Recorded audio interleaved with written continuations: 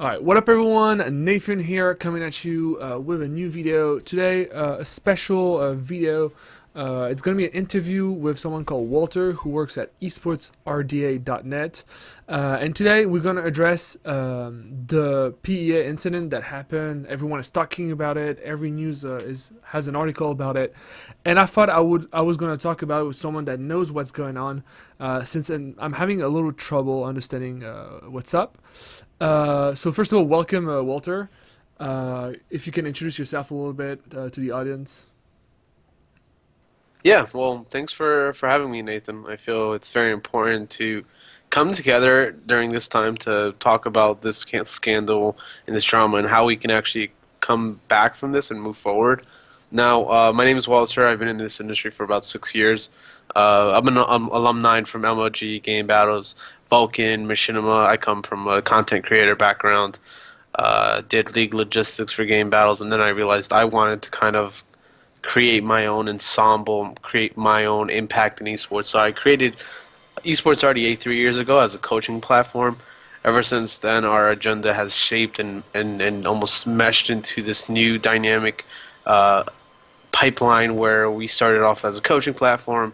Then we went into logistics, we went into arbitration, and now to this day we offer 12 different services, mainly analytical studies, white page reports, infrastructure development, business development, marketing, and all that beautiful jazz. And today we are currently focusing on, I think this fiscal is mainly developmental services.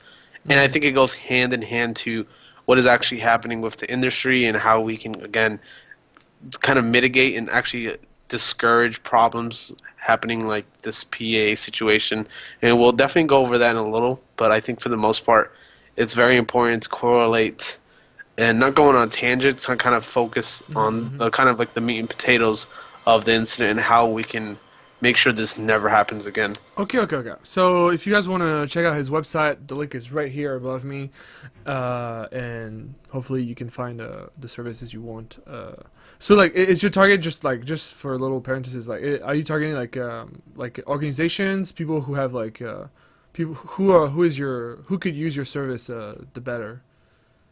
I mean, we have programs and curriculum, courses, services that are tangible to everybody, really, from brands to business owners to players to team owners to team organization owners. Okay. A lot of the guys that we offer, I mean, a lot of the services that we offer are tailored to semi-professionals, professionals, grassroots operations. So I think we have done a great job servicing literally everyone in the esports industry.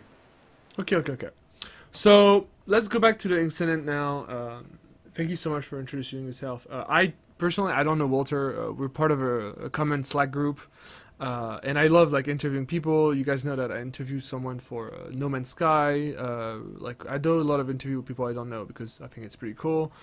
So can you tell us tell me and tell the audience that does not know what happened and like if you had to explain to a guy who doesn't know what is happening but is reading all those headlines on Twitter, all the stuff on Reddit going on with PEA and people like hating on it, like all the drama and stuff, like could you please like just doing a quick recap of what's going on?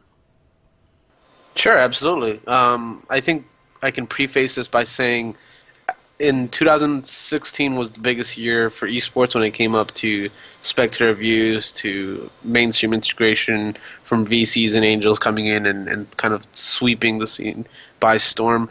So it was very important to preface that by saying everyone's trying to come in. Everyone is trying to prop themselves up to propagate a long-term pipeline. So they're creating these systems that are like, okay, we want to monopolize, we want to market, we want to get our team on top. So it's almost like people are pitching against each other and they're not working as a collective. So what you see is a lot of companies saying, okay, we have a larger market share, let's go ahead and do something so crazy and absurd, but it might work. We look at WESO, which is the World Esports Organization or Association. It's an ESL alliance basically where all these European teams are in an association and they can only play in ESL sanctioned events, and it didn't go well. Reddit found out about it, and once Reddit finds out, finds out about it, there's just like a lot of crazy bullshit that occurs where people go out and scream in tangents and saying this isn't right, this isn't right.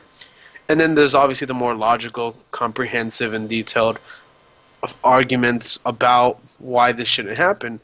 And when that happened again, ESL was like, no, we're not trying to be exclusive. We're not trying to be exclusive. Now we kind of fast tracked to about not even a month ago, where PEA was basically saying, hey, we're going to do this league, and all the players were like, no, we don't want this. Like, we don't want to choose between ESL and PEA, because PEA did the same thing ESL was doing. Hey, if you want to play in our league, you can't play in the other person's league, right? And they said, all right, we're offering more money. We're doing this and the third to compensate for you being in this league. Players didn't like it. They didn't like the lack of transparency. They didn't like the fact that they had to give up this league that is very coveted. It's very close and near to their culture, to their almost their background, really, because everyone plays ESEA in America. Everyone understands the pugging service. Everyone understands the people that work there. And again, they've been playing this league for about 4 to 5 years respectively, and they don't want to give up on the pro league, since again they make their bread and butter. It gives them a lot of airtime. It gives them a lot of opportunities to build them their own personal brands, and obviously as a collective. So when they said, okay, you have to choose one or the other, people were saying, hey, I don't want to choose. Like, I want to play the matches and the events that I want to play. Yeah. And it opened up this big debacle. And then you have this open letter come out where it kind of just blows things out of proportion. You know, that it causes this, like, almost like this middle school playground fight between one party and another. And it's in the open face area, so there's a lot of nature. It's like it's a very, it's not an altruistic event. It's not like something that's good for esports. It's very bad. Like this, the way I see it and the way I've been telling people, it's one step forward, 2 steps back. Because monopoly is bad. Like, anyway, it's for every very industry. Bad. Yeah, absolutely. And again, it's not. I'm not saying. I mean, again, there's a lot of factors into play. Like, a lot of people can say, "Oh, this is a terrible thing." In hindsight, it could be a great thing. But exclusivity in esports, it doesn't work. It never has worked. And when you have people who want to do it, you have to do it right, or it's not going to be perceived well. And the way they handled it was just poor. They were very, very inclusive about how they were going to do it. They didn't shed any details. They weren't very transparent about it. They were like, you can have this way, or you can go play in another team that doesn't have an exclusivity, and that's how they saw it. Now, there are a couple of quips that I have with the open letter in itself, and the facts that were really just perpetually wrong. So I think there's a lot of things that we can learn from this incident and see how we can kind of guide each other to have this infrastructure of communication and transparency, ethics, and of course, obviously, contractual obligations. Like, that's one of the biggest things. And I think moving forward, you're going to see a lot of changes to contracts and how we operate and how players have rights. And for sure. It's a very important thing. I mean, we saw 2 days ago, like the first esports law firm just open. I don't know if you saw the news, but I want to go really deeper into the subject because, like, when you with like a lot of soccer teams and a lot of NBA teams are buying in League of Legends roster or organizations and stuff, and we heard NBA, we heard Red Games negotiating. So Red Games is the studio that created League of Legends. They negotiated the rights of diffusion of like live broadcast of the major league they have. And I feel like with all those VCs coming in and all those people like specialize on the entertainment business, whether it's for sports or something else, I feel like when you look at the NBA, when you look at like baseball, hockey, whatever the sports is, the channels that have them usually pay a lot of money for exclusivity, right? Do you think that, so like I on my content, I keep saying that esports is still a very young industry that needs some structure, etc., and that when people compare it to NBA and stuff, it's a lot of years down the road.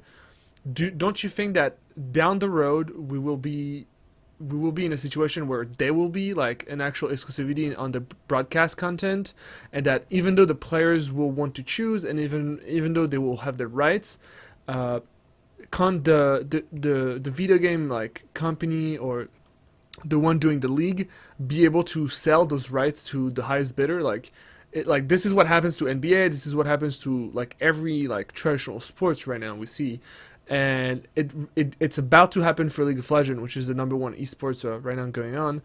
Don't you think that although this drama has been very like sneaky and really like not cool, if I can use this expression, for the players, as it was like all of a sudden, don't you think that esports as an industry is moving towards this path anyway? Or do you think that it should be kept like this, or do you think it should be something else? 2 points. One, I mean, I started in machinima back in like 2010. I was a content creator. I was there long enough to kind of see their MC and transition into this large line of programming with the spawn of Machinima Realm and Machinima Respawn, Machinima Sports, Machinima Versus. They kind of realized that they were inching towards something larger and kind of again unveiling the future of gaming, media, entertainment, and it's very important to see the future and see ahead. And we as an industry have always been this progressive industry and progressive market where we see changes before they occur. We are millennials, we're old wisdom majorities where they steer away from traditional, but they also embrace it and they also find a way to integrate it where like you look at the statistics where players and even viewers are watching Twitch for an hour and a half, an average, and that's a lot of opportunities for traditional advertisers to come into the space and say, hey, we want to buy ad space here, or we want to integrate sponsorship, strategic, we want to set up a campaign, an activation, and this is what I've done for a job. I've done activations, I've done facilitating partnerships, and I've had the opportunity to see different perspectives, right? So I definitely see as an industry that we are heading toward exclusivity. Right now, the market is oversaturated. Things are overpriced because everyone wants to come in. So what's happening? Prices are being inflated. People are paying premium prices for something that is ridiculous. Like an LCS team runs for maybe 5 million. You look at Cloud9, who have systematically bred challenger teams and then sold off challenger teams so they can make that extra million every other season or so. And it just shows you that this market has a lot of oversaturation. So what PEA was doing, and even ESL for the most part, this exclusivity thing, it's like the biggest double-edged sword where it's a good thing because it removes certain events. Like, this isn't like people keep on saying, well, there's a lot of events. Not everyone has to attend them, but you have to realize it's not so easy in this industry because we rely on a lot of sponsorship money, and these sponsors want a lot of things done in their agenda. They want them to do all these events. They want them to have all these media appearances. If this event is being broadcasted, even on like a smidgen amount of Twitch views or whatever it may be, they still want the advertiser space, and they're paying big money. They're paying big money, and these organizations, these esports organizations, they are sending their teams to these events for money, for airtime, for fandom engagement, things of sorts. So they haven't found that good procedure of saying, no, we can skip it on this event, or no, we're booked, or no, our players don't want to. But again, it ties back to WESA and PEA. The exclusivity thing, it's good, but it's also bad because how they went about it and the lack of transparency. Because if they would have communicated this from the beginning, and if they would have found the middle ground of communications and even deals with ESL, then it would have been a lot easier for owners and obviously the players to make a decision and say, hey, we want to go ahead and do PA, or we want to go ahead and do ESL. But they took this route where it was very unbecoming, conduct of a professional, and it makes our industry look childish. Like we had this huge debate over Twitter, and people are just tweeting back at each other. It's just like, be grown-ups, go ahead and go behind a closed door and talk about this and do this thoroughly and consistently and effectively enough where you build relationships and work as a collective instead of fighting each other. So I feel like with Riot and this partnership, this tech partnership, you're gonna see new awesome content that's being exclusively shown on TV because it's a new market. They want their a commercial success. They want more money, so it gets spread among the players and broadcast and rev share, and you're gonna see a lot of new opportunities like that. So the more money they have, the more money essentially the organization owners have, and then that's a trickle down effect. So it's a good thing. Obviously, we're aiming to reach new markets with regionalization, with enfranchisement, things like that. Mm-hmm. We're definitely heading toward that. Of course, okay. So, I mean, right now we're like would you say we're in the middle of the incident? Like, or is it coming to an end, or? It's actually just begun. It's just begun? It's unfortunate, but it's just begun. Okay, because I saw news, I think it was this morning, that says like the Counter-Strike players voted like unanimously to play in ESL Pro League over PEA's league. So you think it's the beginning of it, which is kind of scaring me though, because I feel like it's a problem that I wish I wasn't seeing in 2017. Yes. Do you think this is so? Right now we see it in CS:GO. CS:GO is absolutely huge right now. It's like VFPS esports. I have the chance to go to IEM Oakland. It was absolutely insane. And do you think this problem is gonna just replicate itself to other games? We see like fighting games blowing up right now. We see like other studios investing in esports. We see Nintendo with the Nintendo Switch trying to tackle esports by like marketing its esports side of the console. This drama, let's call it drama, but like this drama or incident actually that we see with PA, ESL, and Counter-Strike. Do you think it's something that will replicate over and over, or do you think that esports is gonna start being an industry that actually learns from its mistake? I mean, I would hope so. Mm-hmm. Me personally, for example, Esports RDA runs an outreach program where there's, for example, one program that we call the Esports Mentorship Academy, where we have a month-long academy of 9 courses in leadership, ethics, regulations, business practices, because we kind of hope that we can transition normal enthusiasts into business and obviously leaders in their own right, so they can create their brands, their teams, organizations through leadership, through essential core principalities that you find in Reggie or Jack or even Bryce Broom, for example, who created his own esports firm. So we definitely want to see people learn from their mistakes, and we want to see people come together. But like I said, I fear this is just the beginning, and I know it sounds very corny, but right now what's happening is you have a lot of the players who basically had in their contract that, hey, you have to play these events. We're giving you more money, but you have to play these events, which included PEA. If you look at the Sean and Reggie situation, he was paid more money to play in PEA, but he went ahead and said, I don't want to play in PEA. So what does that do? The public backlash was so immense that now Reggie can't go ahead and fire everyone because they are playing these events, but now they're being paid more even though they aren't fulfilling their contracts. So now they're going through this whole legal dilemma, and there's another almost like a psychological effect where I think 25 players signed that open letter. So now 25 players from respective teams, they're kind of looked down upon. Like, the team owners are looking at them and saying, I don't know if I can trust this guy anymore. Yeah, I don't feel like I. It must be very awkward in the gaming house. It was it was definitely an awkward first dinner that night that it came out. People looked at each other and like, shit, we're in trouble. It's like, when you do something bad and your parents are home and you're looking at them. They like, know, but yeah, they know, you're exactly. not sure that they know, so you just. So it's really bad. So again, it destroys the trust that they built.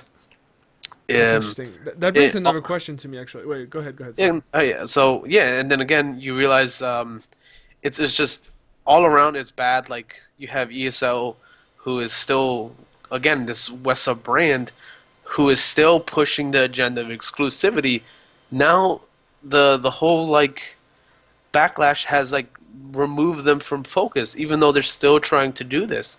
And I think it's going to get worse now because now that there is no PEA, they're going to go to the ESL events because, as you said today, they voted on playing ESL. So how is it? Is that a legal vote? Is this an agreement? Are players going to sign this agreement saying we're gonna play ESL? Is this an exclusive, contract with organizations and players? Is this gonna be the way that they finally get an A in the West? Because again, they're pitching this they're marketing this as a world association. You get me? They already have EU teams. Now potentially they might have NA teams. So they're going back to this exclusivity thing, and players didn't read their contracts, and that was the initial reason why they didn't understand why they had to play PEA, because they didn't read their contracts apparently. So now if they're going to sign something else, are they signing away their rights to not play in ESL? And again, there's more information that's being released, and people hate each other now. Again, there's still a lot of negativity that's kind of roaming, and we're just delving into the beginning. Yeah. No, what we talked about, what you talked about mid speech, is something that triggered a question to me.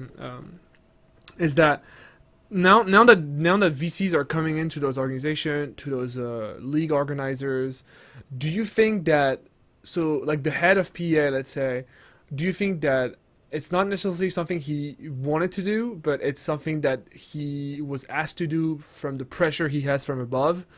Or do you think it's purely out of like greed? I don't want to say greed since it sounds so like wrong, but I can't think of another word. Like, do you think that it is something that, so there's so much investor coming in asking for a lot of money and like offering a lot of money in exchange, forcing those players to go to all those events and stuff?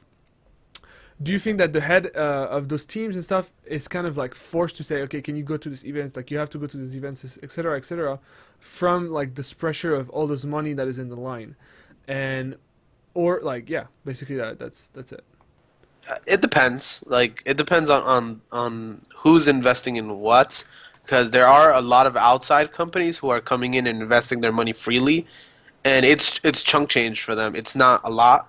Like 30 million for them is like what they spend on a month on vacation, because again, you realize traditional sports, especially NBA, they're almost like a conglomerate. They're a union. They're an association that splits their shares, and they have broadcasting rights, which sells to ESPN and CBS and all these other companies. And again, they have lots of advertiser money, so they're very wealthy people. So they come into esports and they say, okay, 30 million for 1 year, that's what I spend on just jerseys for our players for a month. So that's exactly, maybe I didn't phrase my question well enough. It's like, I feel like if I'm the CEO of like an organization, or like even the PA, and I'm like a young entrepreneur in a very young industry that is working, and suddenly I have all those VCs offering me a lot of money, like a lot of money, like to the scale of NBA compared to esports,